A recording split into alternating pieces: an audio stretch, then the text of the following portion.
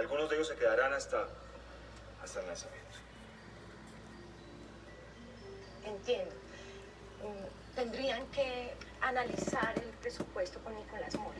Por supuesto, aquí está todo, transporte, desplazamientos, tiquetes, hoteles. Como verá, no hay ni primera clase ni hoteles de 5 estrellas. Hay que fijarles los viáticos, ¿no, Nicolás? Ah. Bueno, si no es más, yo sí prefiero retirar.